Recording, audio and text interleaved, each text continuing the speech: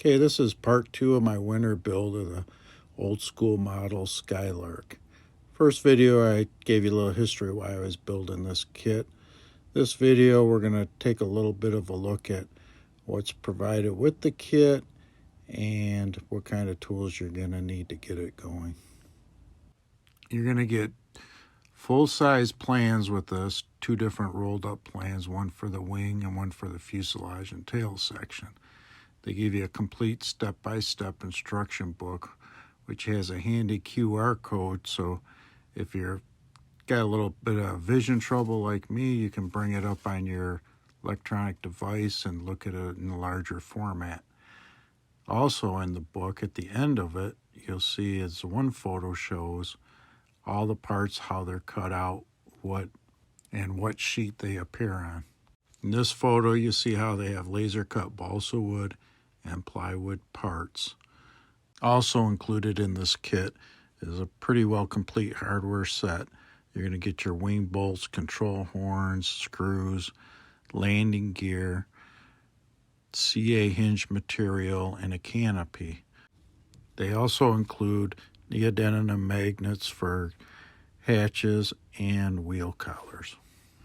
You're going to need to supply your own covering and wheels and whatever equipment you're going to need to make it electric or nitro powered. You'll also need servos, receiver. If you're going electric, you're going to need a speed control too. Okay, now to the building material you're going to need. This photo shows wax paper, which you'll use to cover your plans to keep them from being damaged or attached to your model. Tacks to hold the wax paper and plans down to a building board. CA glue to build it, and building pins to hold your parts in place. I forgot to photograph epoxy, which you'll need for high stress areas.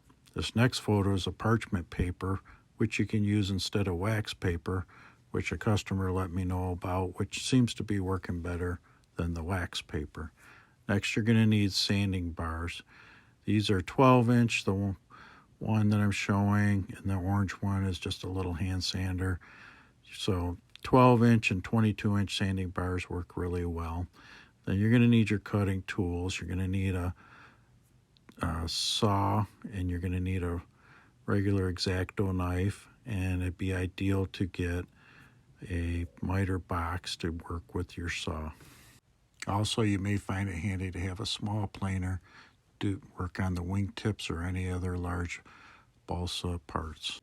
Also included in this kit is a builder's triangle, which is very handy for squaring up your ribs and formers anywhere you need to keep everything 90 degrees.